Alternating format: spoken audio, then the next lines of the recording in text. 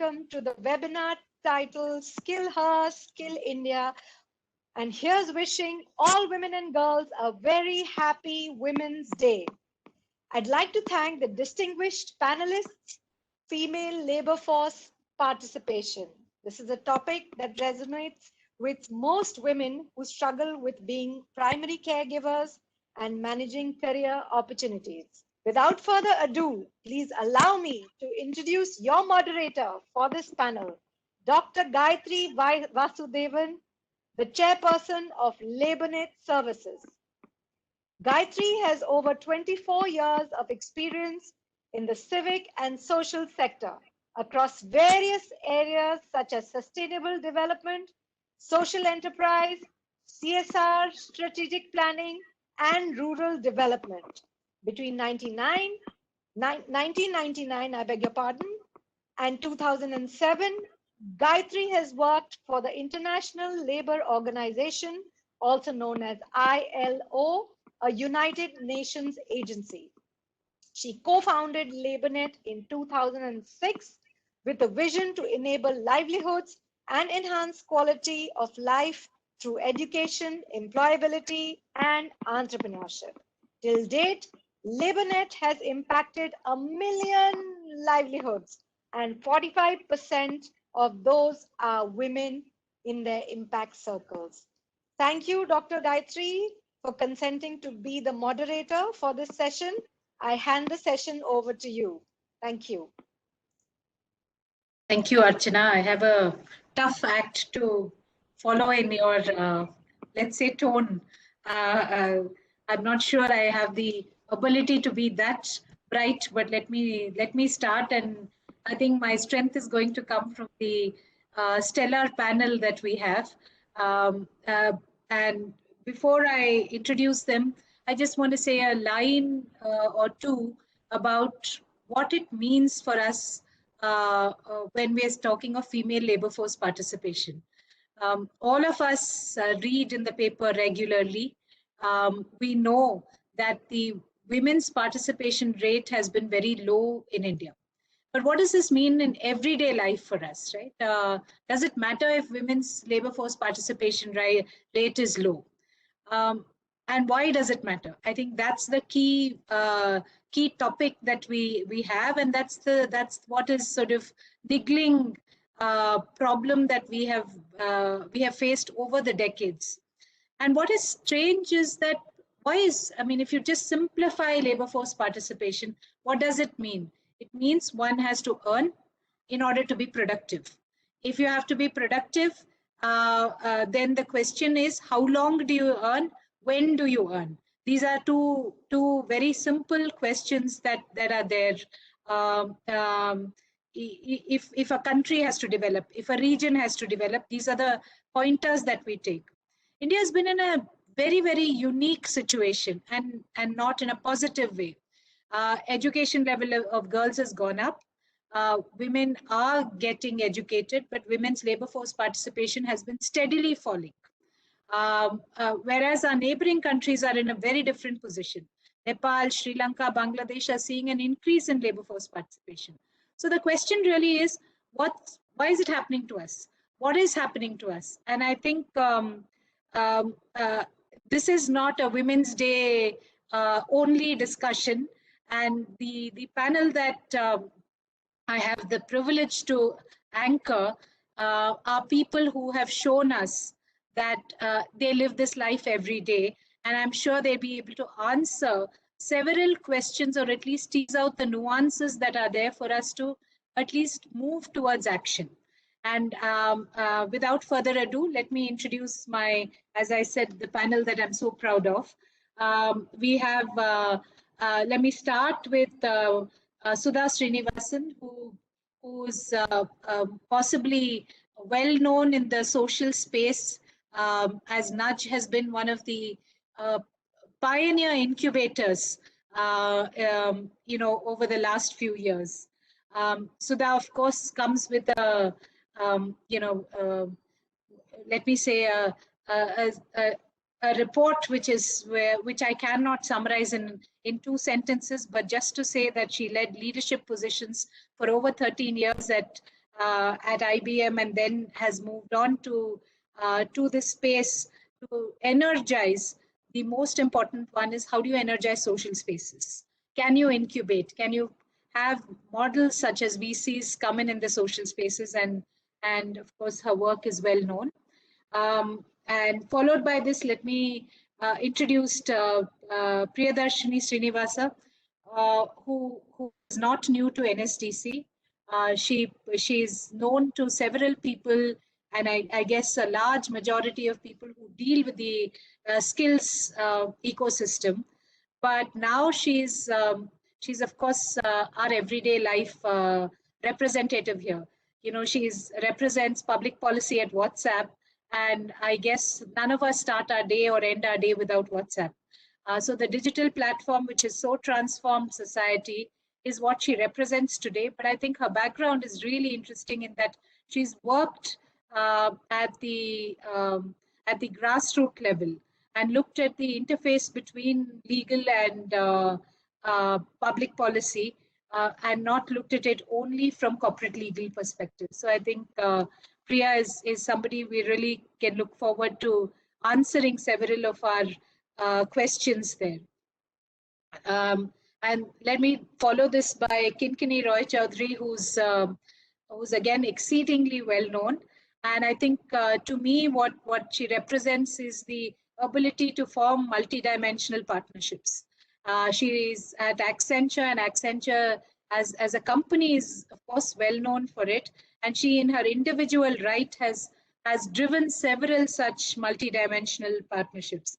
So I think Kinkini, in times when we know collaboration is the most important, uh, um, and an issue which has been plaguing us, there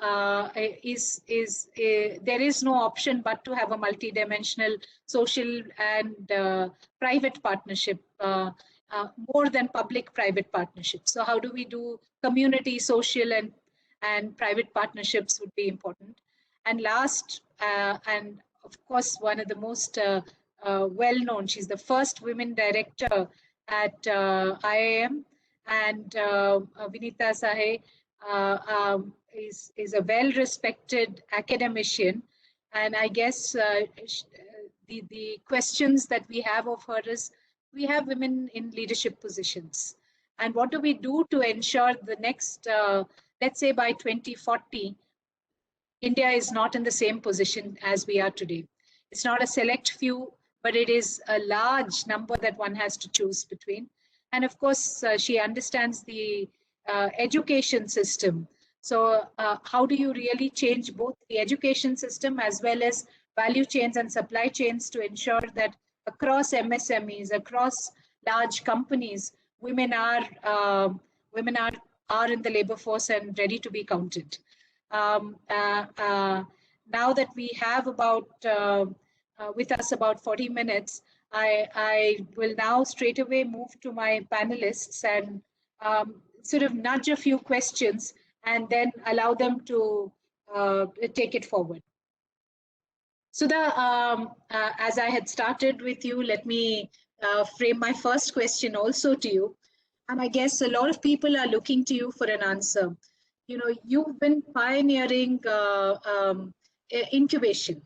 So if I was to look at it from that perspective, given Nudge's history, how would you say that these networks, or even to have more women-led entities come into networks, and how do you incubate them? What are the specific challenges as well as good things that you have seen?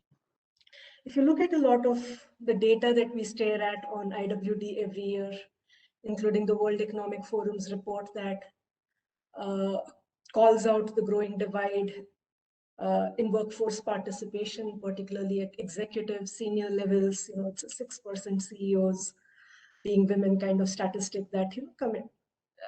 It reflects the mirror on us. It shows us the mirror with great periodicity, and we wonder why things are so broken. And it all points down to the drop-off that happens among adolescent girls and young women Up to high school, up to the 10th grade, you see reports of how well girls are doing in board exams across all Indian states. And by the time it's the 12th grade and college, particularly professional courses, you see a steep drop down. And from that, it's downhill. Right? So it's not a question of capability.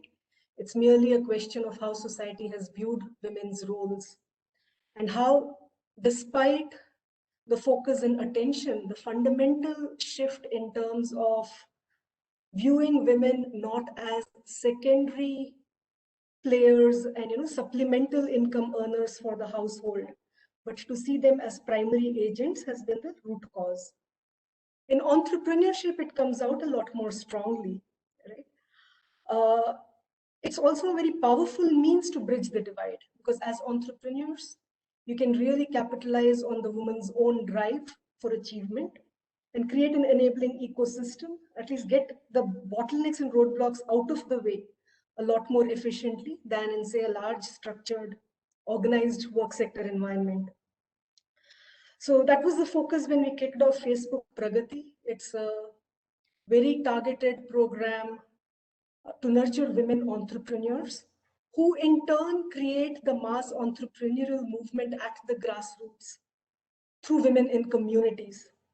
And it's basically fixing the access to uh, the digital economy and access to financial instruments, right? So kind of enable entrepreneurs to become digitally and financially included, and therefore to get the launch pad for success as entrepreneurs at par with, their male counterparts. And I think the early signs are very, very promising. I do feel, however, that in parallel, the social narrative also needs to change. As long as it is viewed as supplemental income, as long as you're a support cast and not the heroine of your own show, these only go thus far and not farther, right? And I think the two need to happen in tandem, but we've been very, very encouraged by what we've seen so far in the women entrepreneurship space. Thanks, Sudha, for pointing that out. Now, let me just move to Priya. Priya, Sudha's sort of answer directly leads to yours, right? I mean, she actually calls out for women to be primary players, to think of them as primary economic players. In that context, I'd like to ask you, there are obviously multiple factors which influence women's participation in the labor force. What do you think either enable or impair their participation in labor force? Thank you, Gayatri. When I heard the topic that this panel is speaking on, which is labor force, I thought to myself that the term labor force is so very vast and so disparate that there is no one singular homogeneous category called the labor force. It's so highly stratified. And each of those stratifications further has subsets of stratifications which are so highly vulnerable, and each with their own unique vulnerabilities. And since there is no one singular category of a labor force, I'm going to take a few minutes here to just unpackage that of what we refer to as women labor force.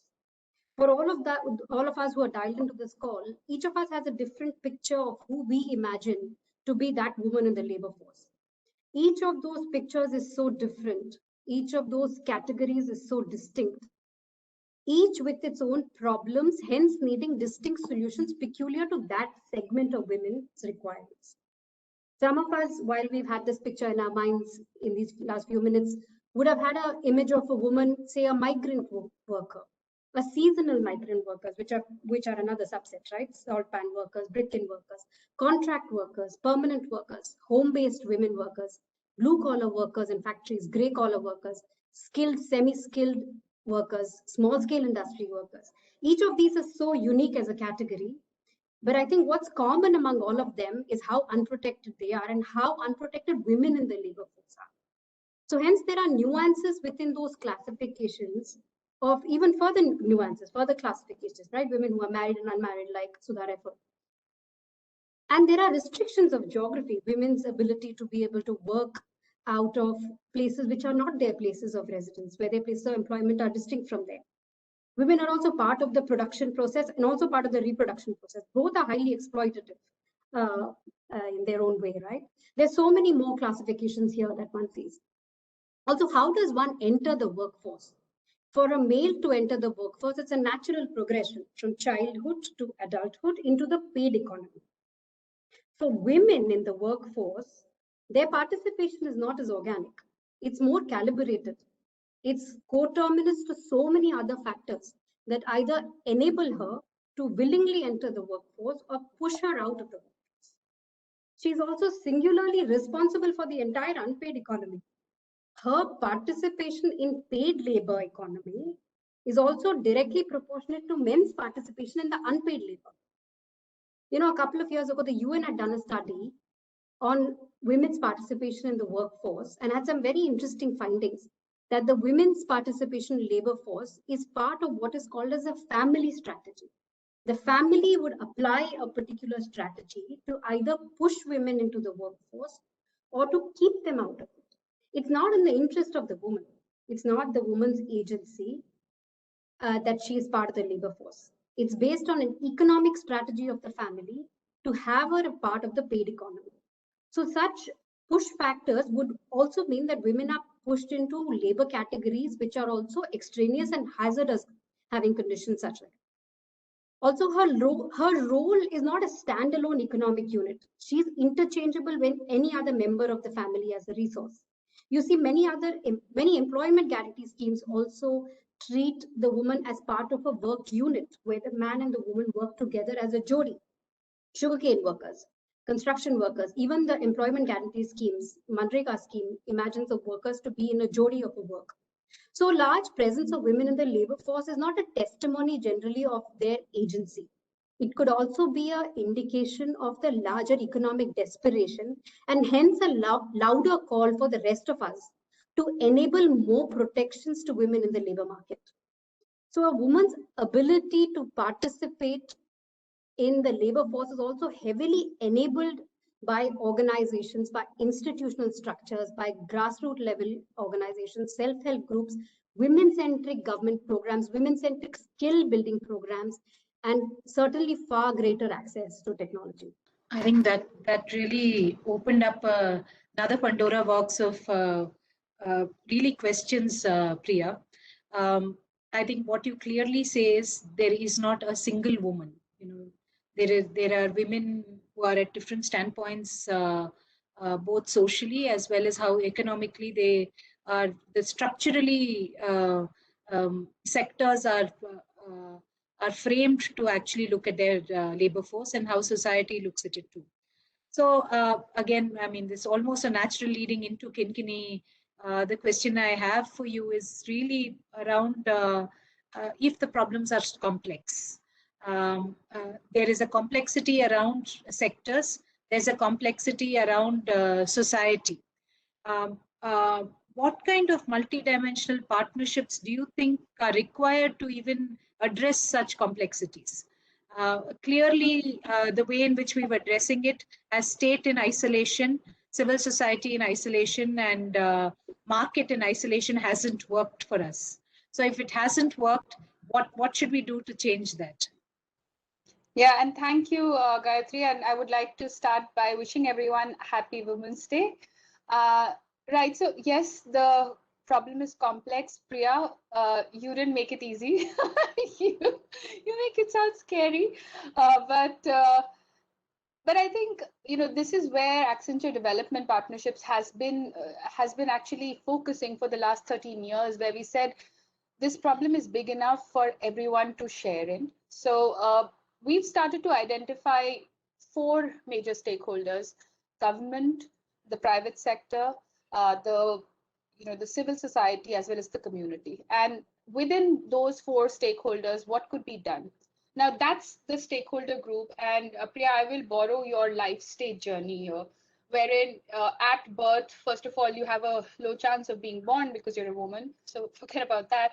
But once you're born, the ability to get education that is market driven is restricted. Now, what can be done in order to resolve that? Now, if I start to pull in the various stakeholders to really bring in education driven towards the market demand, it has to be by the corporate sector, wherein we know the industries within which women are overrepresented. Healthcare and education, they are very well positioned to continue, and these are key sectors for the government to invest in as well. So what can we do in order to bring policy that is targeted at women, getting first of all more awareness about what can they do if they have if they pursue their studies in education or healthcare, so that awareness. Then it's about policy. What can we do to subsidize and also create awareness amongst the family members? The family strategy is a wonderful concept, right? So what can we enable the families to think about, that let these women go into healthcare and education and earn a respectable living? So that's more about the policy. Corporate India can definitely look at making their own value chains far more inclusive. We've seen this in pockets like, FMCG companies like Unilever and P&G doing some very inclusive sourcing initiatives in order to represent now, I think, about 35% of the value chains globally is women centric. There are organizations such as We Connect that actually bring in these women entrepreneurs into the fold.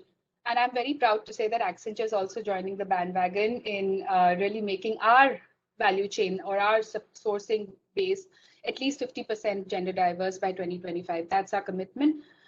So it's really about the corporate to say, all right, if these girls are going to be studying education and health, now I'm just focusing on these sectors to illustrate it. It can be across any other industry. So if we can commit to recruiting these girls, then there is incentive for them to continue education and the family to actually keep them in school. Now we come to a stage where the life stage changes for a woman. She becomes a mother, and of course the unpaid work and the caregiving responsibility that women have.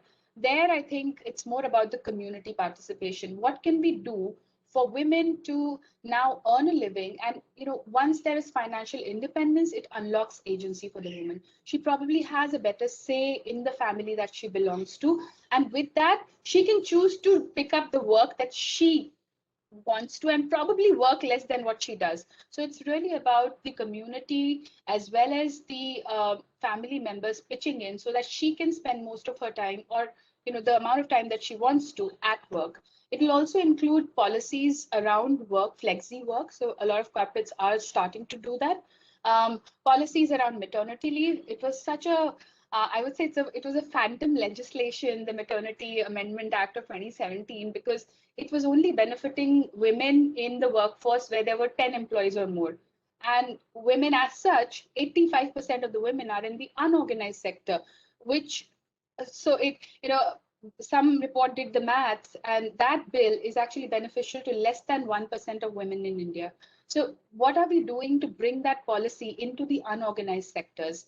And probably some of the unorganized sectors such as retail and I would also say manufacturing. What can the corporate players now do in order to bring those maternity and posh policies into their workforces? So it's really about helping a woman choose a career and let her stay in it, despite being the primary caregiver, also going through her journey of being a mom. And then lastly, I would say it's really about the leadership position. And Sudha, to your point, what do women need to do in order to build more self-belief? And in that, I believe the community again comes in, forums like this, where I can see someone like Sudha, Gayatri, Priya, and I can feel inspired about it. I'm sure, if it works for me, it'll work for the women who are employed in unorganized sectors, working these hard jobs of farmers or sex workers. They can also feel like they can do something. So yeah, that will be my idea of a multidisciplinary partnership. Thanks, Kinkini. Vinita, if I could come to you, where initially when I was looking at yours, I was thinking of the question in terms of women in the C-suite.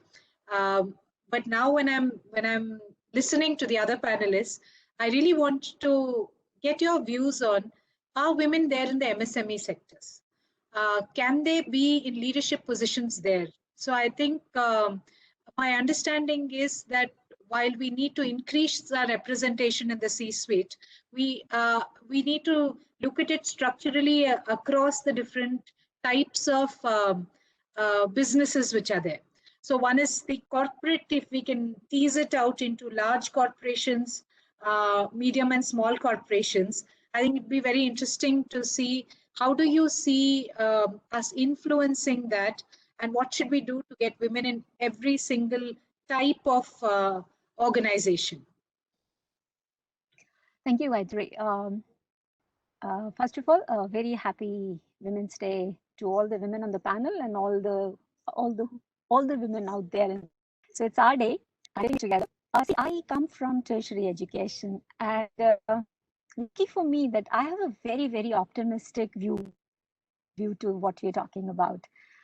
And we talking more IIMs and all the leading institutions in the country, especially when it talks about the management education, we have really gone multiple steps ahead. If you talk about number of girls writing the entrance exam, the most competitive exam in the world called CAT, we do not get more than 18 to 20% girls writing. Very organically, it's going to take a whole lot of time. So we've gone really aggressive, and I'm really using the word aggressive very consciously because it's much more than that. We have chosen to go a fast track, though the number of girls, even in the data in the pool of the applicants is small. I think last year among the 20 IIMs, all of us were from the girls. Happened. Must have education space has already so many so-called reservations, so boys must have hated it. But okay, I think the leadership of all the IIMs have taken a very collective call that let's go and support the girls. So this is our very strong point or strong contribution, because when we say Beti Bachao, Beti Padhao, and we put it as slogan, we put it on posters, yes, I would say it does impact, but still what I feel is real action. I remember at IIM Bodh Gaya, we had one girl in our second batch, and that girl also, I remember, she was a girl from Uttarakhand. Her parents had come down, and while they were writing the registration form, the father had asked me, how many more girls are there? And with a palpitation, if I can use the word, I said, yours is one. And he immediately got up. Typical middle class India from up north, mountainous areas. Took me about 3.5 hours to convince. I remember I told that lady, I'll let you back at 8 o'clock. I had only my office had an attached toilet because we are still in a transit campus. I said, I'll vacate my office and I'll give it to this girl. And you are on a hotline with me at all times. No matter what, I'll pick up the phone, I'll speak to you.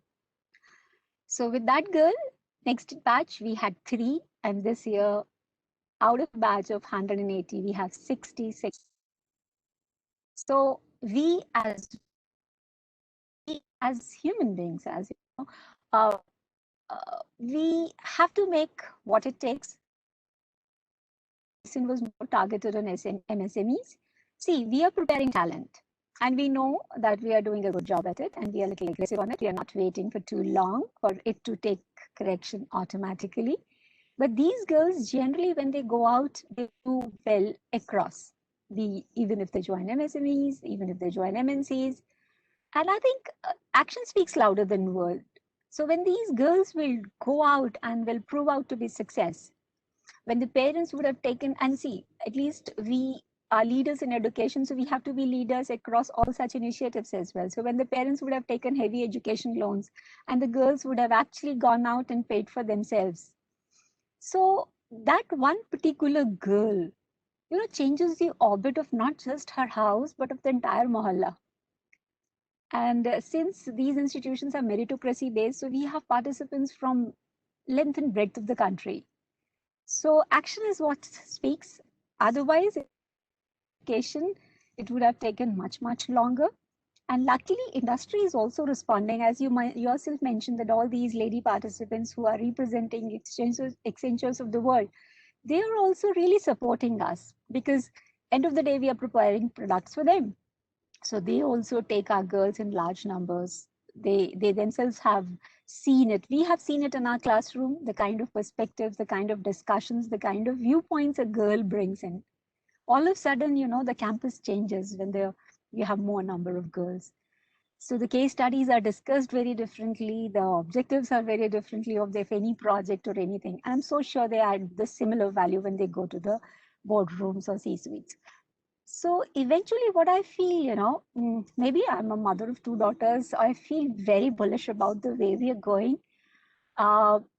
Essentially, we are much more stronger mentally. Emotional intelligence is much, much higher. We are definitely what it takes in terms of resilience. So it's just a matter of time. And yes, maternity rules, as you say, only 1% participants, but then these are very bold steps. So slow could be, but very firm and decisive steps they are, and they are making an impact for sure. The girls these days are very, very reassured, though I agree that the biological clock and the career clock are very, they're timed very, very anti each other. So when your brain needs you to produce babies, your boss also wants the best of the presentations and best of the business proposals. So that's where the entire community, the entire social structure has to come in. Things are changing. I feel very, very encouraged when I see my girls using multiple ones and families actually rallying and supporting them. But, I remember had changed. I was very, very happy that day because I somehow feel that financial independence sector and small sector, we should make very conscious because women have proved that when it comes to such microfinance or micro enterprises, they have done phenomenally well. So what we have to do as communities is we ensure that women are financially literate. The day the women would have a say in the financial decision making, the day they would have a say in the budgeting of the family, I think a lot of things will fall in place. And as I said, since I... Thank you. Thank you, Vinita. Given we have only 10 minutes, let me ask you to, it practically has to be your wrap-up points, but let me just quickly nudge towards your wrap-up points. And let me go with Priya first and then come to the others. Priya, you heard what Vinita said, and I think what Kinkini also referred to is there is a role to change the way society thinks. A father may be the person who needs to come in. It can be the money put in for entrepreneurship, which Sudha is really driving. What do you think digital platforms, how do you think they play out here? Because I think today's society is driven by digital platforms.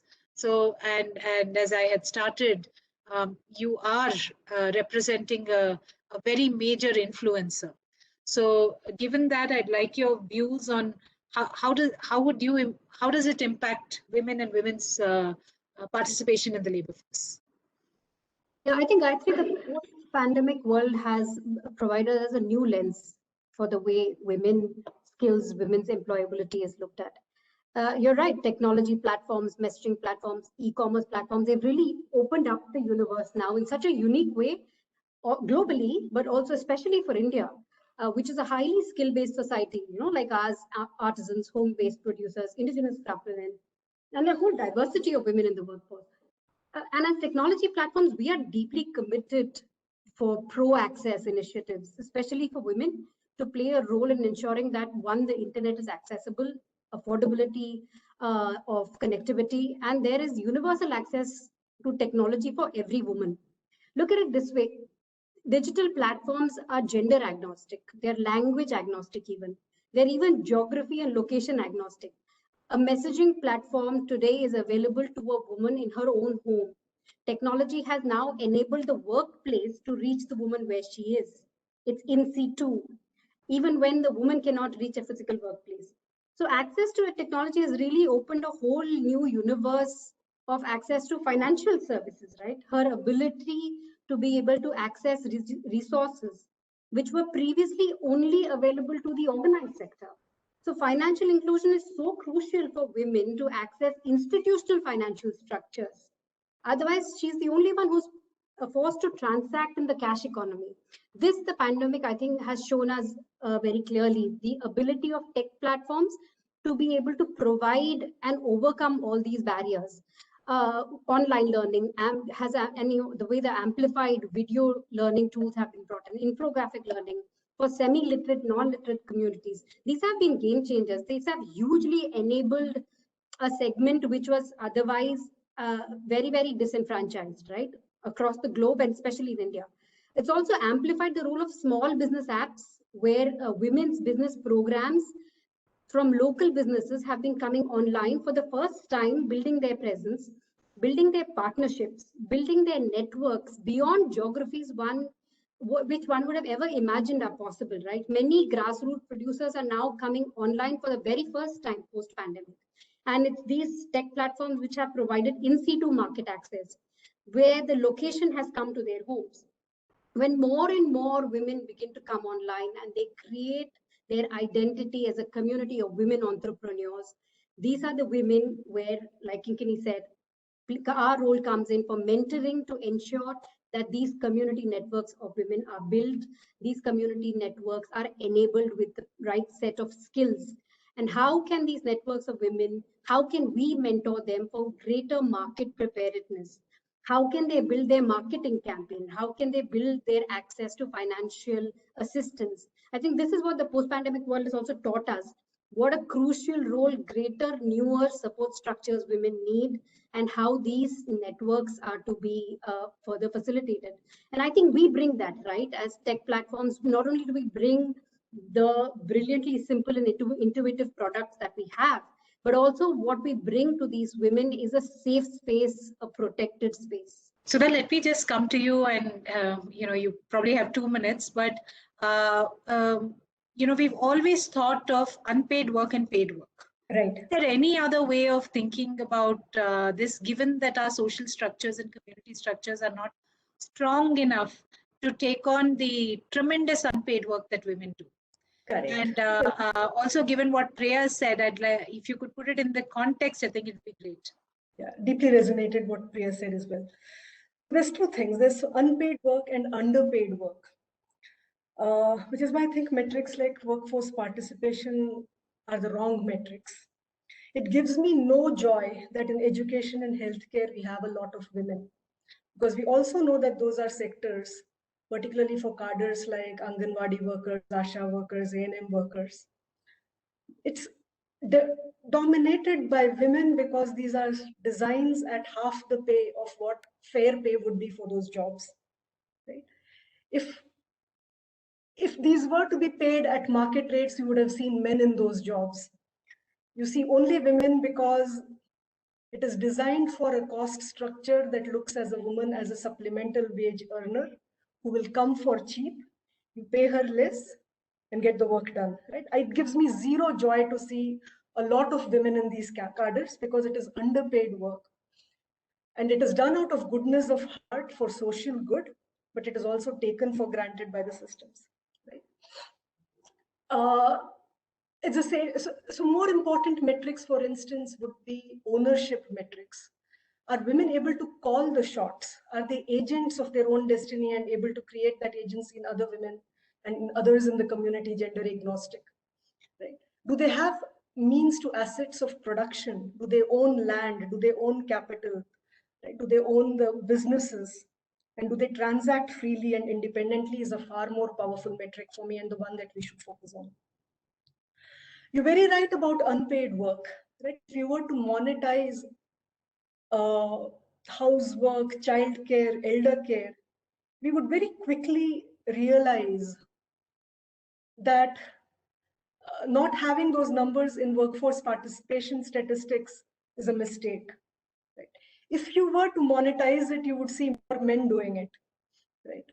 So I think it's just been a very unfair expectation of women to do it all, to bear disproportionate responsibility for productivity and for even development, right? As you think of poverty alleviation, I feel like we have put a disproportionate burden on women, while men in the same communities act with a sense of privilege, have far more leisure, spend far more on themselves, and the women do not. Right? The fundamentals are so broken. I am unable to share Dr. Singh's excitement that things are on the right track. I feel like we barely moved the needle 1 degree from where we started, say, at the start of this millennium.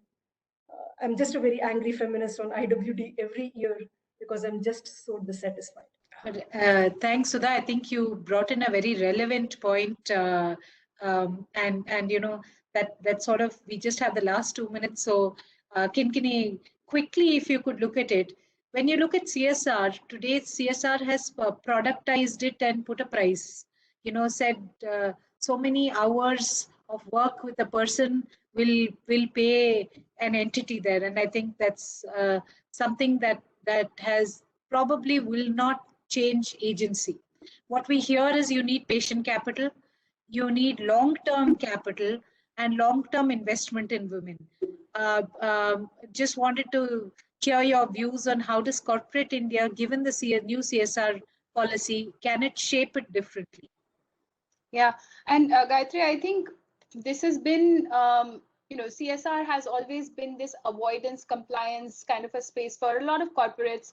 Then a few came up and said, all right, we are going to do some programs, but the money started to go to partner NGOs, and then those NGOs were responsible for reporting on impact. However, this the evolution in the law around now monitoring and evaluation on the programs from CSR as well is quite timely, and it ties well with the corporate philosophy of what doesn't get measures doesn't improve, right? So that's how every corporate actually takes care of its business. So with which I believe, while there is a role for patient capital, I would see this as almost a return on investment kind of a mindset, which the corporate is very well accustomed to take care of. Now, it opens up the doors to something which is a buzzword, which is innovative finance, right? We've all been talking about, okay, what is impact investing? What is innovative finance? There are various definitions to say venture capital, development impact bonds, momentum bonds, so on and so forth. But the point being that if we can now identify certain programs that have a strong model, that have a theory of change, and the corporates can identify the metrics that they want to measure over a period of time, and there is dynamic reporting on those metrics, the capital will become patient, because that's how most of the corporates are now looking at their bottom line. The days of profit to be the only metric are over. We are talking about the triple bottom line. Most corporates are committing towards their sustainability agendas, about green jobs, about their own infrastructure being green, and hence this is far more palatable and more in the wheelhouse of corporates to now deploy the capital for a longer term, because it's showing results. And it also opens up an avenue of a lot of social enterprises, where I think women will be very well positioned to take care of a small business unit, especially in the sectors like clean tech, education, healthcare. And those are the ventures which will not only enable the innovation to come in, but also women to own those businesses. So I am very positive about this development. Thanks, Kinkini. Unfortunately, I think our time has run out, and Vinita, I would have loved to continue the conversation with more questions and more discussions. So let me just summarize that, like Sudha, I also often am angered by the let's say devaluation of roles which come to women. And every time I look at a beauty parlor, that's what occurs to me. As the wages went up, you have men in the beauty parlors. So we find wages go up when men are there, and wages go down when women are largely in the sector. That needs to obviously change.